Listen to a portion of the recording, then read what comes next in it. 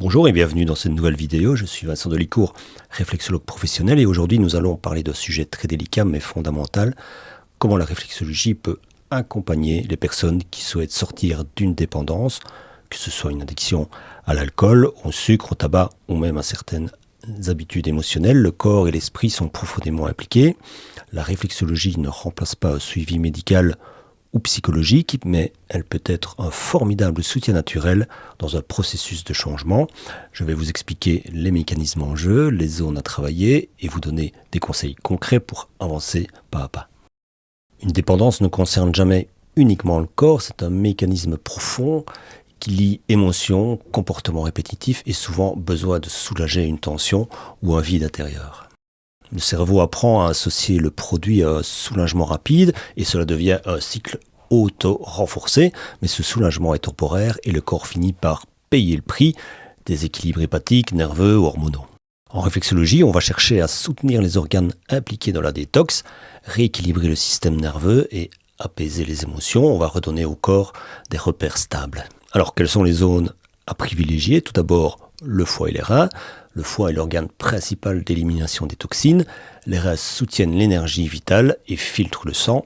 On les travaille régulièrement pour aider le corps à éliminer ce qui ne lui sert plus. Ensuite, le système nerveux, travailler le plexus solaire, les surrénales et la colonne vertébrale en zone réflexe, va permettre d'apaiser les tensions internes. Cela aide à calmer le besoin impulsif de consommer.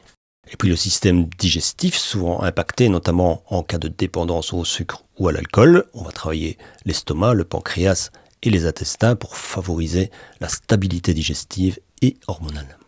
Et enfin les poumons, particulièrement pour le tabac bien évidemment, mais aussi pour les autres dépendances, ils permettent un travail de libération symbolique, reprendre son souffle, retrouver sa respiration naturelle. Ces zones peuvent être travaillées en réflexologie plantaire ou palmaire selon les besoins.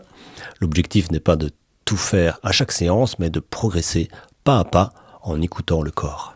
Pour qu'un accompagnement en réflexologie soit réellement efficace dans une démarche de sortir d'une dépendance, il y a deux mots essentiels, régularité et conscience.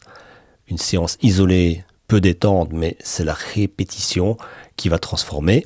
À chaque séance, on renforce le corps, on désactive les tensions, on apprend au corps une nouvelle façon de réagir. La réflexologie est un outil précieux dans l'accompagnement des dépendances. Elle ne remplace rien, mais elle soutient tout. Le corps, l'esprit, la motivation. Si vous êtes dans une démarche de changement, sachez que vous n'êtes pas seul, qu'il existe des approches naturelles pour vous aider. Si vous avez aimé cette vidéo, pensez à vous abonner pour ne rien rater de la suite, likez et partagez à une personne que ça pourrait aider. Si vous souhaitez un accompagnement personnalisé, je vous reçois dans mon cabinet de Verviers. Toutes les infos sont dans la description. Prenez soin de vous et à bientôt.